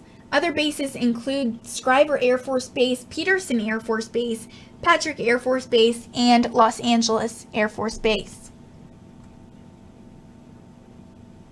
There are also a number of space weapons and technologies the Space Force will eventually wield. A cynic will look across the expanse of human history and declare that humans will eventually put weapons in space, and indeed there's little to stop us at this point. The Outer Space Treaty, while prohibiting the deployment of nuclear weapons and weapons of mass destruction in space, says nothing about conventional weapons. And we just received a $14.99 donation from Not Sure. Thank you so much for that. And he said, "Más, por favor," or more, please. Thank you so much, Not Sure. Really appreciate you. Don't worry, the show is not over yet. So also, we are going to likely see some inspection satellites. So satellites that can saddle up to and take a good look at the spacecraft of potential adversaries would be high on the list. And highly maneuverable and equipped with cameras, an inspection satellite could help the Space Force estimate a military satellite's capabilities. Inspection satellites, by their very nature, however, tread close to being weapons. A satellite that can position itself to get a good look at another satellite could lean on the thrusters a little farther and kamikaze the other satellite, crippling or destroying it. Earlier this month, the U.S. government announced that a so-called Russian inspection satellite, Cosmos 2519, which you can see right here launching above, was exhibiting suspicious behavior that raised suspicions it was actually an anti-satellite weapon.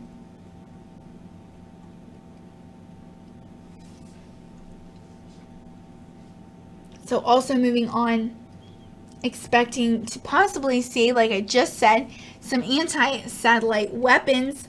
So the existence of anti-satellite weapons such as the Russian A-235 Noodle and Chinese SC-19 means that these countries consider U.S. military satellites fair game in wartime.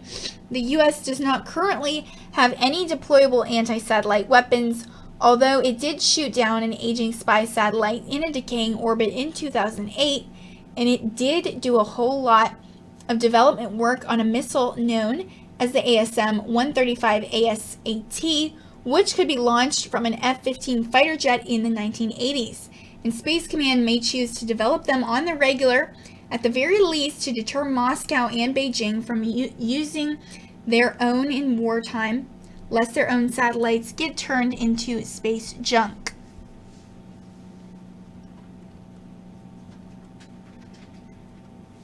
And also expecting to see some defense satellites. If adversaries have anti-satellite weapons, someone may have to play defense, at least until a new generation of satellites with defense weapons takes flight. A defensive satellite could hang out near a friendly communication satellite and slam into any object that gets too close.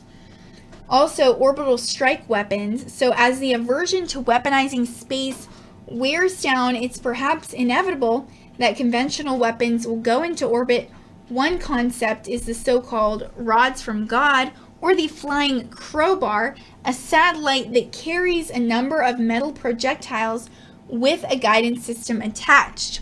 On command, the projectiles separate from the satellite and descend from orbit to attack tanks, ships, enemy headquarter units, air bases, missile units, supply units, and so on. From low Earth orbit, an object descends at speeds of up to 17,500 miles an hour, and the immense amount of kinetic energy transferred from the flying crowbar to the target on impacts makes a warhead strictly optional.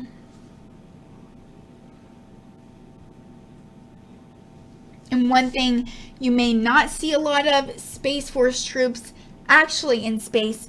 Most spacecraft, meaning satellites, are unmanned, with only a very small percentage being crewed. Putting people in space is dangerous and expensive and avoided whenever possible. The trend toward military robotics on land, sea, and air will continue in space. In other words, in the short term, we're unlikely to see astronauts armed with laser guns like in Moonraker. And all that being said, a permanent human presence in space and other planets is an eventuality, not a possibility, as space becomes more important, and we'll almost certainly see an arms race in space leading to a larger, more sophisticated, and more heavily armed space ships. So the Space Force was always going to happen sooner or later, although most observers thought it wouldn't happen until much later. The peaceful space of the space age was never going to last forever, and if Congress funds the Space Force and the organization becomes a reality, it could help force a balance of terror that militarizes space but prevents conflict coming through deterrence. And also over here on YouTube, we just got a $4.99 donation from Hello Kitty Big Fun. Thank you so much, Hello Kitty, for that. Really appreciate your donation and support. And I'm going to switch over. I have a couple more articles about Space Force.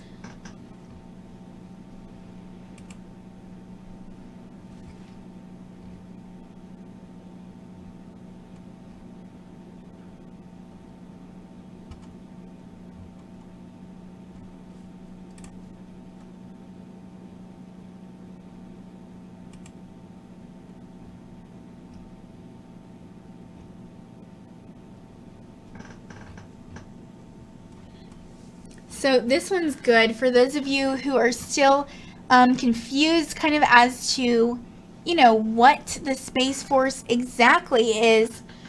I have an article from the National Geographic, kind of what is the Space Force, and would a U.S. Space Force be legal?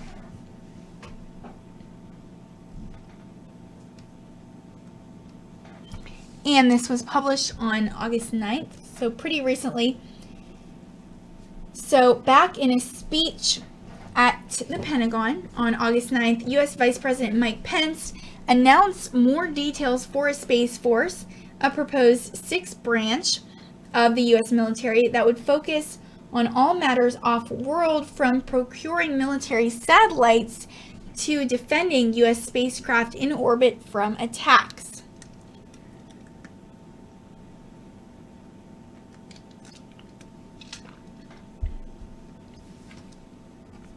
And Vice President Pence said, just as in the past, when we created the Air Force, establishing the Space Force is an idea whose time has come. The space environment has fundamentally changed the last generation. What was once peaceful and uncontested is now crowded and adversarial.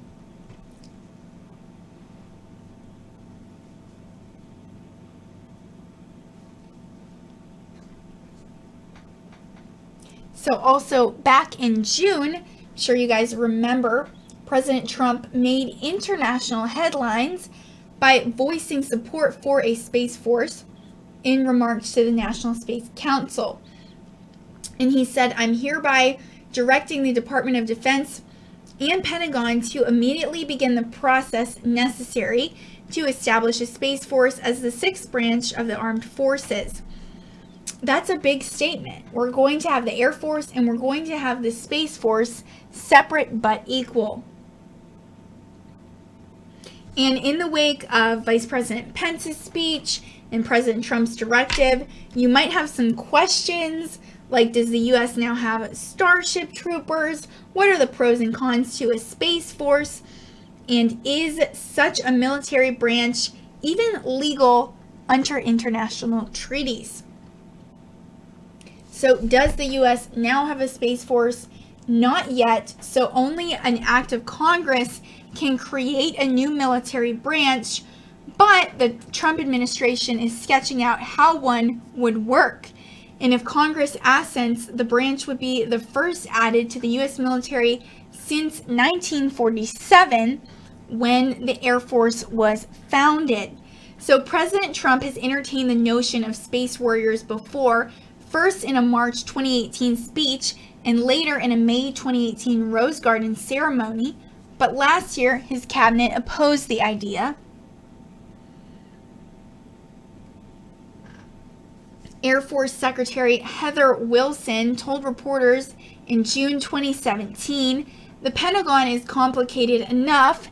This will make it more complex, add more boxes to the organization chart, and cost more money. If I had more money, I would put it into lethality, not bureaucracy."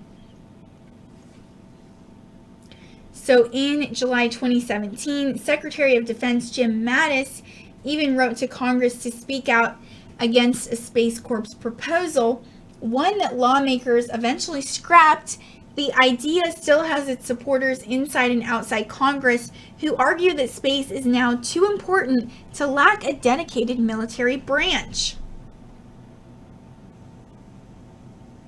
And Mark Albrecht, the executive secretary of the National Space Council from 1989 to 1992, said space is a place where there is now tens of billions of dollars. Everything from financial transactions to the GPS that guides your car is controlled from space, or at least facilitated by space. So military activity in space, he argues, is therefore not materially different from the U.S. Navy, which goes around the Pacific and the Atlantic and the Mediterranean, not to create trouble or cause wars, but to make sure all things we enjoy are protected.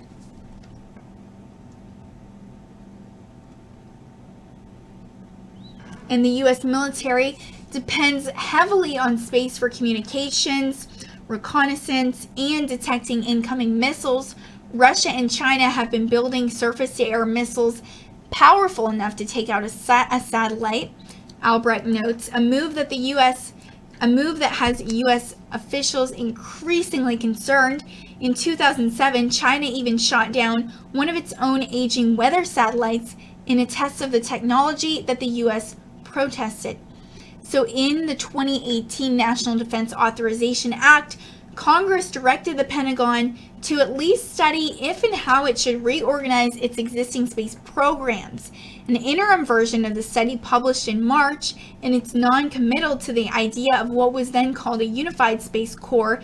Defense One reports that the full study calls for consolidating the U.S. military space operations, and the plan is to establish a U.S. Space Command akin to the cross-cutting U.S. Indo-Pacific Command, and to craft a single agency that would buy the military satellites. And Michael Dodge, a space law expert at the University of North Dakota's Department of Space Studies, said, "Before Congress does anything, I think they're going to want to see that report and see what the Department of Defense says about that."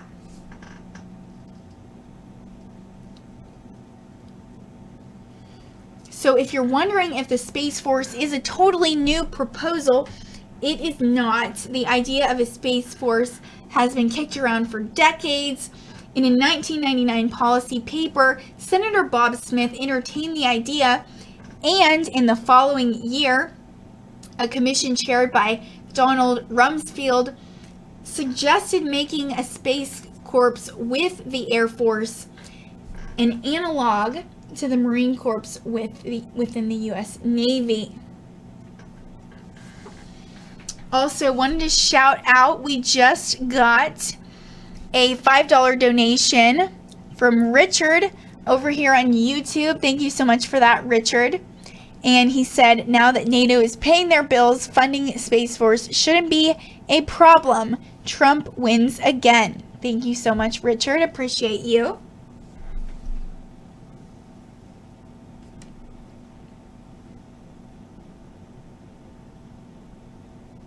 So if you're wondering what a Space Force would actually look like, it would honestly be stitched together from existing U.S. programs. At the center of it would be Air Force Space Command, which has led the U.S.'s military space operations since 1982.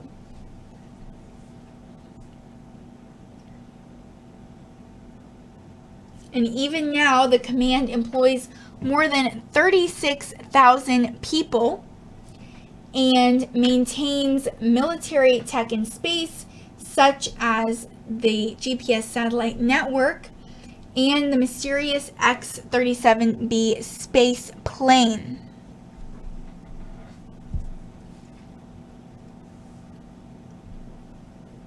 And the consulting firm Avescent says the Air Force spends more than $7 billion per year on unclassified space systems alone.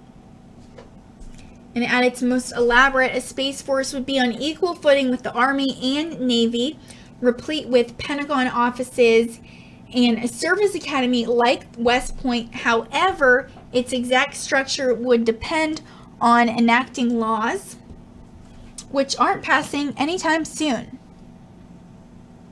And Albrecht estimates that at the absolute fastest, it'd take a year to make the Space Force a legal entity. And in his August 9th speech, Vice President Pence said that officials are optimistic a Space Force could blast off as soon as 2020. And costs for the branch could vary depending on how it was organized. In an interview with the Washington Post, National Space Council Executive Secretary Scott Pace said that the Trump administration's proposed reorganization should be budget neutral. And the Post also noted that the White House has asked Congress for an extra $8 billion over the next 5 years to bolster funding for national security systems in space.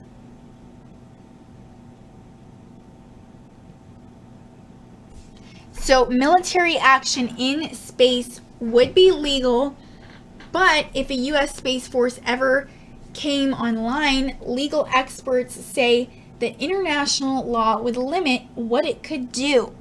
So all major space powers, including the U.S., Russia, and China, have signed the Outer Space Treaty of 1967.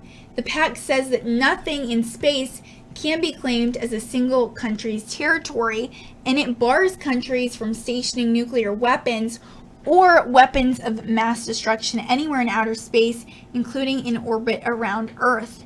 And the treaty gets stricter when it comes to celestial bodies such as the moon and Mars. Parties can't build military bases, conduct military maneuvers, or test weapons of any kind, even conventional weapons, on another world. But the Outer Space Treaty does give countries some wiggle room. Dodge says that the Cold War era treaty doesn't explicitly forbid intercontinental ballistic missiles which enter and exit space on their way toward their targets. The treaty also doesn't specify whether conventional weapons can be used in open space or on space stations, and they have at least once. In January 1975, the Soviet Union secretly test-fired a modified cannon on its Almaz space station. And Dodge said, "I don't think that necessarily would have violated the treaty, even if it's contrary to the spirit of the document itself."